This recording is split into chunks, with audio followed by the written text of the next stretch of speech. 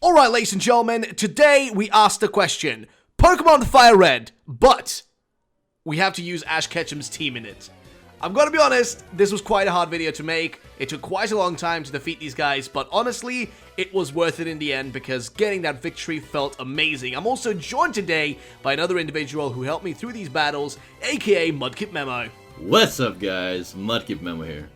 Alright, ladies and gentlemen, so to explain what's going on here and so you understand what the deal is, let's break it down like this. In simple terms, we have to take on the Elite Four in Pokemon Fire Red Leaf Green, aka the Generation 1 Elite Four, by simply using the team that Ash used in the anime. Now, if you guys want to see more like these videos, then leave a like down below. Make sure this video hits a 300 like mark, and we'll definitely do more of these, where we basically take on different generations of Pokemon games, but we use teams that are specifically based on the teams that Ash used in those generations, so keep that in mind. But ladies and gentlemen, this was actually quite hard to make, but to make it even harder for ourselves, we made up a few rules to make this way more interesting.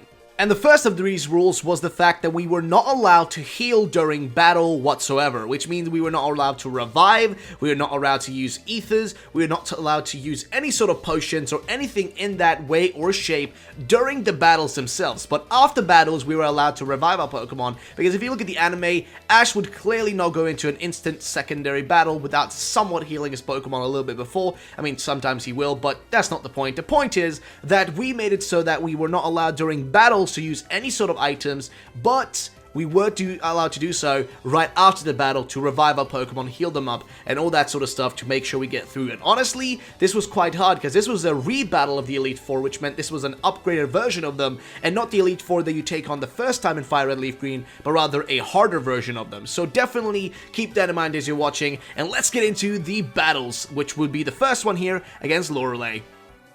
Alright, so here we go, ladies and gentlemen. The first battle coming up is going to be against Lorelei herself. Of course, her team was going to be quite the trouble for us, and honestly, Ash's team really struggles against her. I'm going to be frankly honest, but we kick off with Pikachu, go for that quick attack, just to make sure that if we do go for a Thunder Shock afterwards, that's going to make sure, or rather, Thunderbolt, that's going to make sure to eviscerate this Dugong. I mean, look at that health, man! Look at that health going down, dude. It is eviscerated, dog. It is eviscerated and gone. Now, next up is Piloswine, which is going to be quite different though, and I say Piloswine except it should be Piloswine. I don't know, man, I'm really weird with names, but we go in for Charizard, of course, with the Fire Blast that actually does miss here, and we get hit by that Rock Slide, which is almost like devastating our whole plan here, which was to go in and get rid of that Piloswine with, or Piloswine, with the, of course, Charizard, because we got that Fire Blast, but things went up and down. It wasn't that big of a deal. Cloyster came in next. We went for Pikachu because Pikachu, of course, has the advantage in this battle, being the fact that, well, it's electric type and Pikachu is just strong. And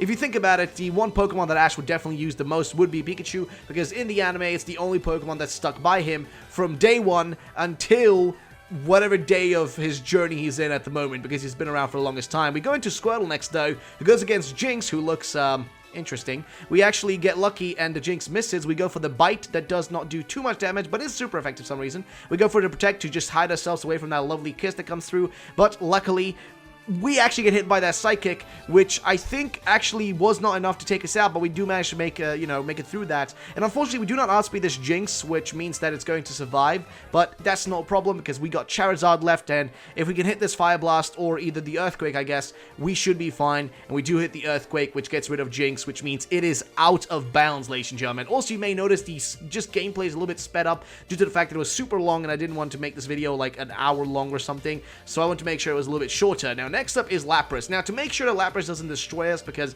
it's such a strong Pokemon, we make sure to put that Sleep Powder with Butterfree, which, by the way, Butterfree, dude, I missed that boy from the anime, man. Butterfree never really got, like, too much attention in the anime. He was just kind of like, you know, he came in the early parts and then, of course, flew away with his darling, like, pink Butterfree or whatever. It was kind of weird, but we go in for Pikachu, though, go for that Thunderbolt, which is super effective, apparently, but we don't even take half the health of this thing, which is super worrying, and at this point, I'm kind of freaking out about this battle and wondering, is this enough? Are we going to be able to take it?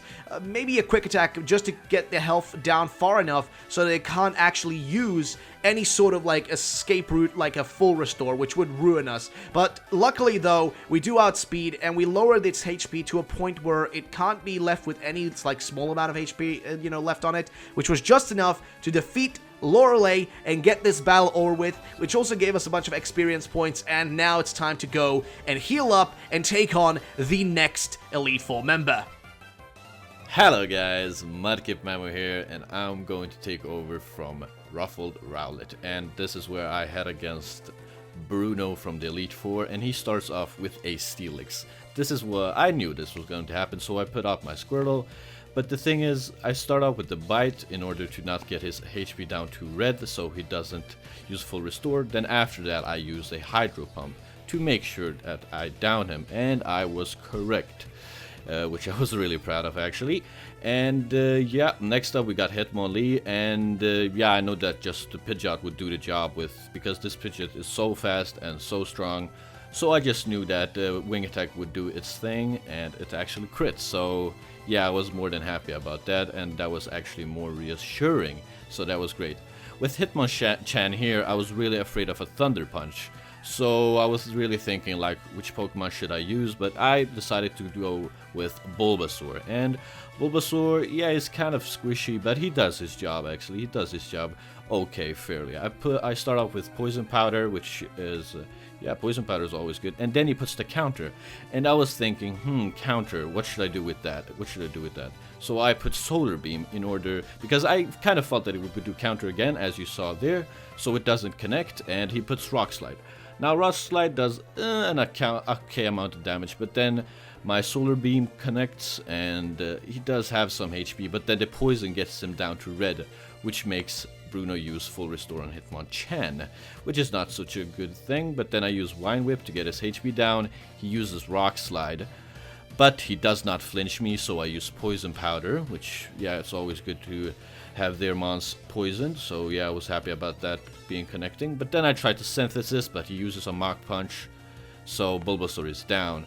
Then after that, I just decide to go on my Pidgeot, because I know with the poison and with the amount of HP he has, he's going to go down with a Wing Attack, and I was right. So next up we got Machamp. Machamp, yeah, I wasn't so afraid of that, not too afraid, but I decided to let Pidgeot out, let him go in, and I put out Charizard. And Charizard, I was kind of what I was gonna do with Fly or Fire Blast, but I decided to go with Fire Blast. And this Fire Blast does fair amount of damage, not too much, but that's okay because we don't want him to full restore. And then I go with my Earthquake. But the thing, he barely survives. Both of us barely survive. Probably both of us with 1 HP at the moment, which is crazy. But he goes up with the full restore as expected. I go with another Earthquake. The thing is, I should have used Fly here, but I went with Fire Blast anyway. But it actually paid off, and Machamp goes down, and boom goes the dynamite. Steelix is up next, and yeah, I just decided with a pure up Fire Blast, and pretty much that was GG. Yeah, so next up we got Ruffled against Agatha, so wish him good luck, guys.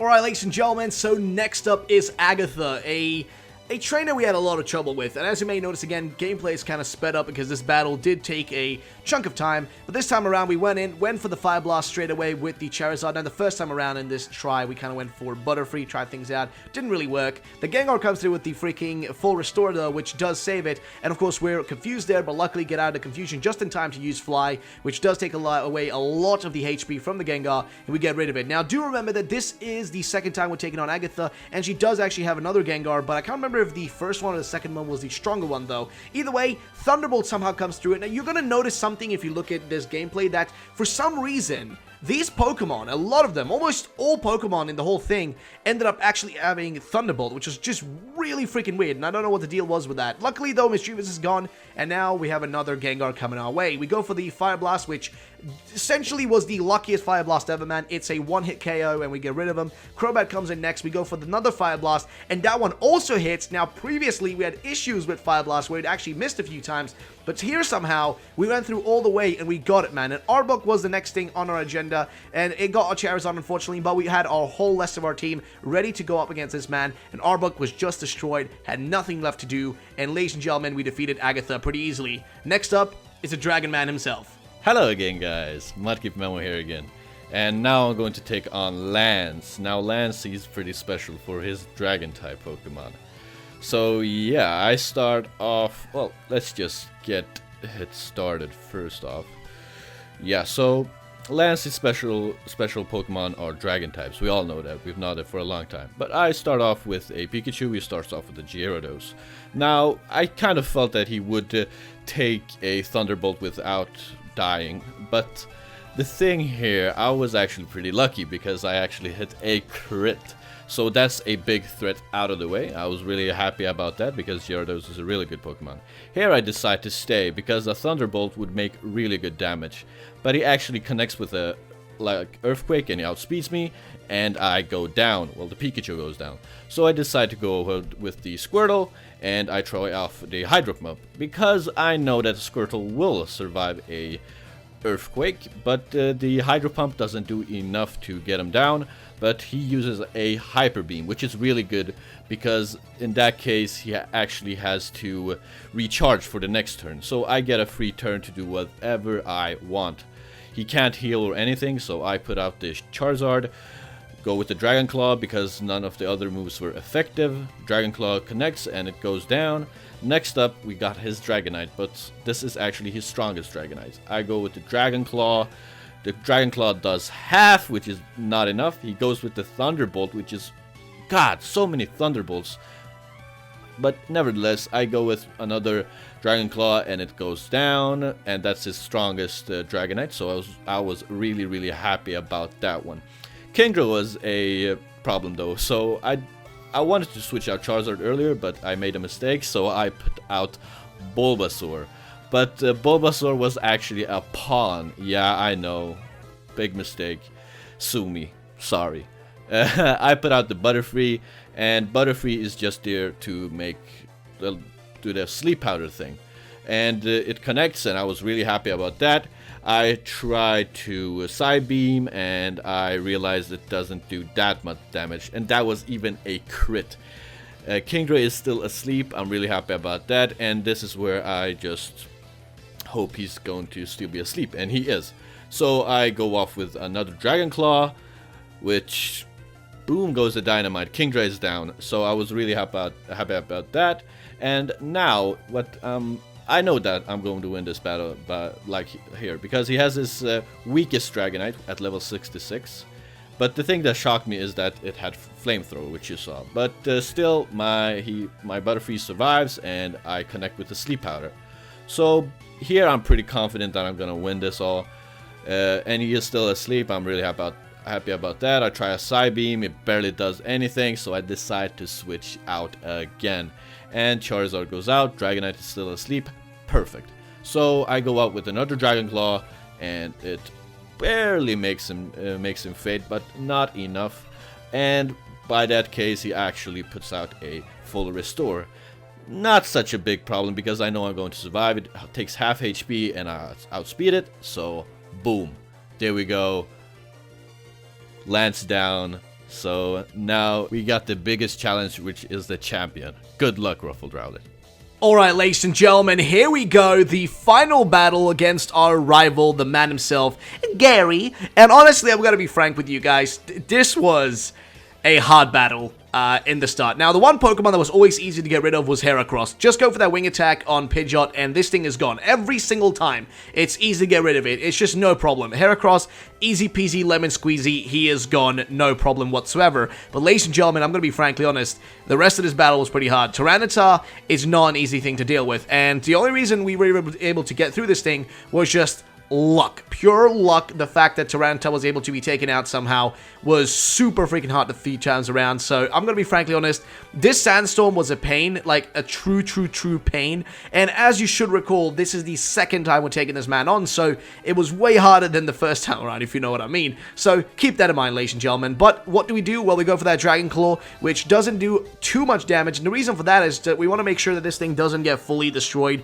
before we can use the Earthquake to get rid of it fully without it healing up. up, which of course, you know, is a problem. But luckily though, the Sandstorm does come in handy because we'll be able to actually, you know, get some of that HP skimmed off of the Pokemon in their team. Now we go in for Gyarados here, and we gotta pray to get that lucky hit, ladies and gentlemen, that lucky hit, and of course, you know, pray to the speed gods that we actually can hit this full through. Now, luckily this Sandstorm, like I mentioned, does come through really well, and the Thunderbolt needs to basically crit for us to go through this one, and it does, and that is just enough to get rid of the Gyarados, which we really needed gone before we go through the next kind of battle. Now, I stuck in with Pikachu here against Charizard, and that was kind of lucky. I was thinking about actually switching out here, but luckily though, I stuck by, and here I go for Thunderbolt, which works out pretty good. I'm going to be frankly honest. I mean, think about it, it's Charizard, and it does go through pretty well, though Pikachu does get hit by the, you know, the flames of Fire Blast, which doesn't go too well, if you know what I mean. So we're going to Squirtle, hoping that maybe we can get a not a Hydro Pump. Sorry, I was going to say Fire Pump, but no, I mean a Hydro Pump to go through here.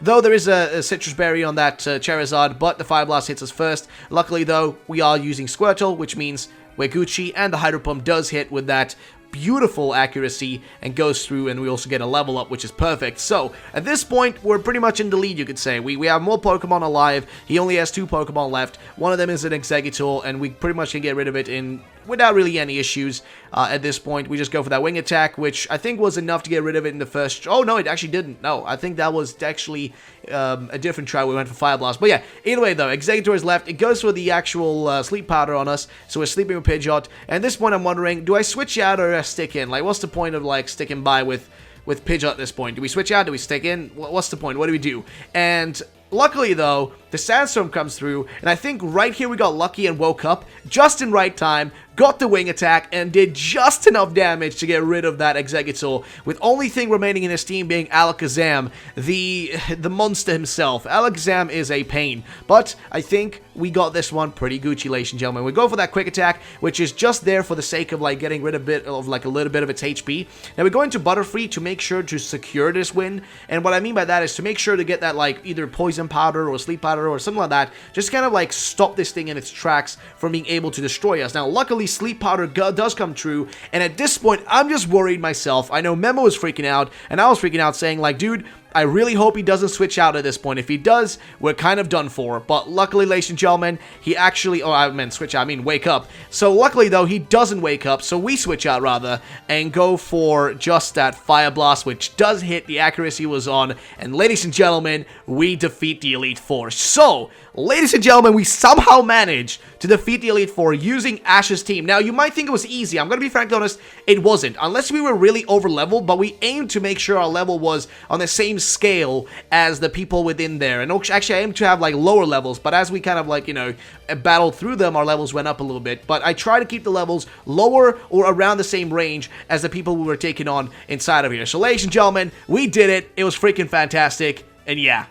Alright, ladies and gentlemen, so that's going to be the end of the video, guys. Make sure to check out Mudkip Memo's channel down below, as we may be doing the second part of this, or like another battle against a different, you know, I guess, Elite Four with a different one of Ash's teams from, like, a future generation, like Gen 2 or Gen 3 or Gen 4, whatever it may be. If you want to see the next one, we're going to be doing that one on Mudkip Memo's channel, so go make sure to subscribe to him, guys. And yeah, thank you so much for watching the video. Hope you guys did enjoy it. And yeah, seems like Ash's team somehow, if you really try super hard, can actually defeat the Elite Four, and we somehow did that. Either way, ladies and gentlemen, have a great day, and bye-bye.